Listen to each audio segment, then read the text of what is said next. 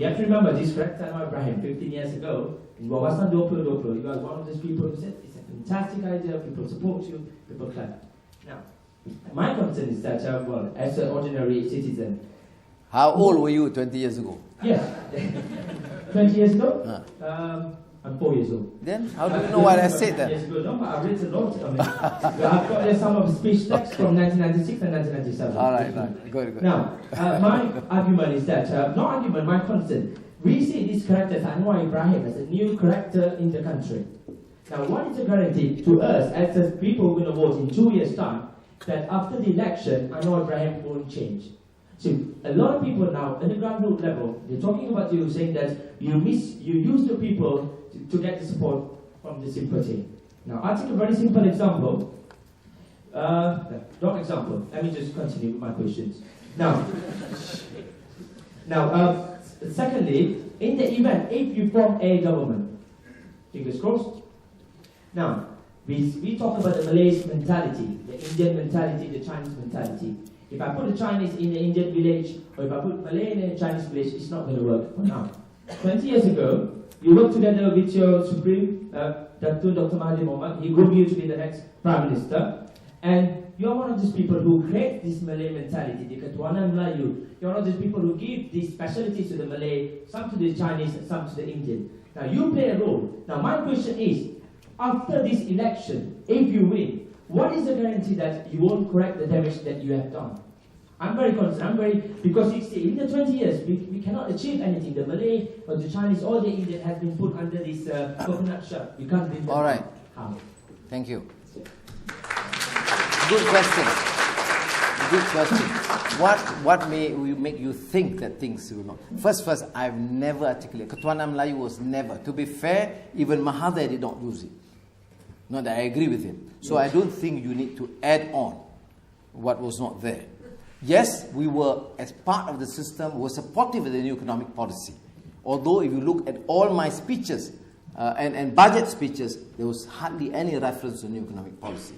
But notwithstanding, I was part of the system of the UMNO-led Barisan Nasional government. Now, how do you ensure? You ensure, but not just supporting Anwar as an individual. You support a cause. You support a cause. You support a program. Okay? And there's no way can Anwar as a person alter, because we are committed to this. We signed this document. And this document, that's why it's important to support a program and agenda. I'm committed to the agenda. Not because, of course, people are kind, people are supportive. Fair, it's good, because you need to have this, affection and support. That's necessary. But we support an agenda. And this agenda was agreed upon, signed by the leaders of the three parties. And I think we should work on that basis. Now, how do you guarantee everything? No, there's no guarantee at all. You don't guarantee you may change in the future. There's no guarantee you will not change. You will not change because they have not offered you 2 million ringgit. Once they offer you 2 million, you may say, no, 1.5, I think will be too much. I think I will compromise. So you must remember that.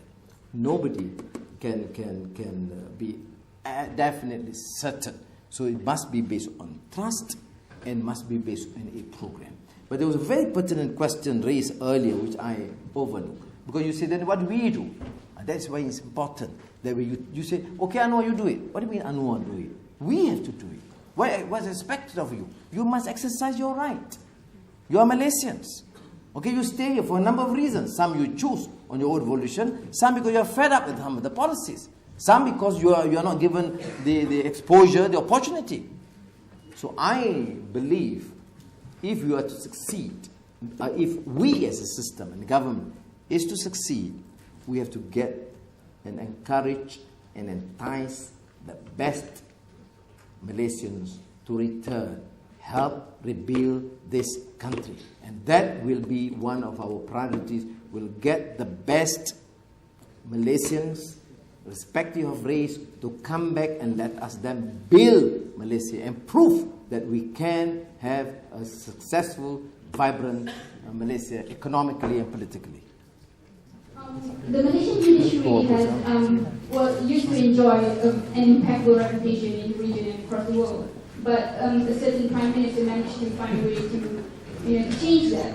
So even when the judiciary was independent in those days, it could be done. It could be subjected to the will of the executive. So how do you ensure that something like that will not happen again in the future when it has been done before? You see, if the rule and the procedures, the judicial commission set up independently to appoint judges, and the judges are also accountable in their decisions, and I think we can. Relatively speaking, it's not a perfect system even in the UK. But people don't question their decision is because the Prime Minister chooses to instruct the judge in that manner. It's not question. It's not the case.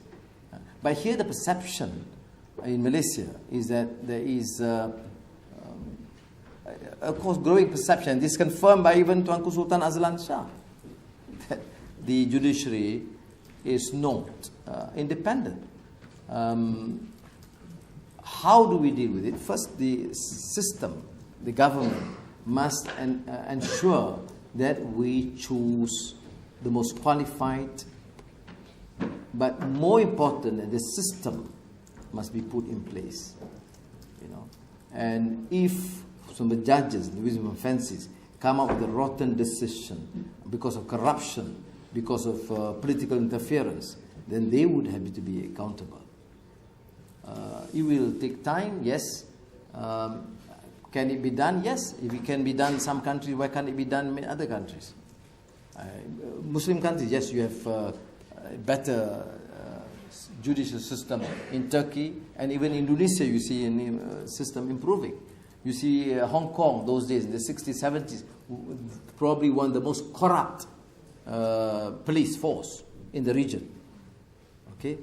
But they amended the legislation. Now, probably one of the cleanest and least corrupt in the region.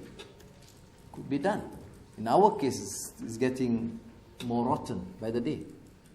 Commitment and the cohesiveness of Pakatan leadership, and work very well together. But I don't know about others, but as a Chinese, I still have a bit of reservation and nervousness about how PAS and BAP can work along, especially if PAS was to propagate the Islamic State and implementing the Sharia law in Malaysia. It really makes me very nervous. I have been very nervous, but I motivated vote for Pakistan simply because we need to change. Right. It's not because I'm comfortable at this moment, and I hope that will change. And how can you ensure that if Pakistan comes to power, the PAS will not insist on implementing Islamic State? You don't look nervous, but anyway, let Azmin respond to this question. In Pakatan Rakyat, we work based on consensus within the spirit of Pakatan Rakyat. We may have differences, keadilan, PAP, and also PAS. But as mentioned earlier, in the last December, we sat down and discussed on many issues: economic, education, healthcare, security, public housing. And all the party members, leaders, we were able to come up with a common policy framework based on consensus. I also received many questions from friends overseas, including foreign friends. They asked why we can work with PAS. I chose to work with PAS and PAS leadership because, they believe in democracy. They participated in the last 12 elections. They are incorruptible compared to UMNO leaders and BN leaders. I chose to work with Guan Eng. Yes, he's Chinese, but he's a good, clean Chinese that we can work with. That is the position taken by Pakatan Rakyat. So I don't think you should worry unnecessarily. We are here to stay. It is our conviction. It is our commitment that we want to move forward with the new spirit within Pakatan Rakyat. Thank you.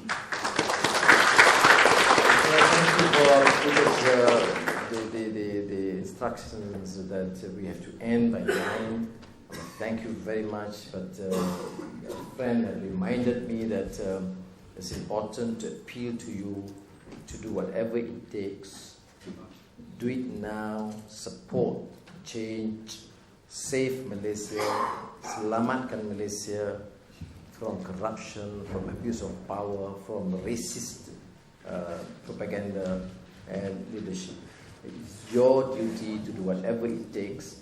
I think friends should coordinate their contacts and use your freedom and exercise it wisely. Thank you. Terima kasih.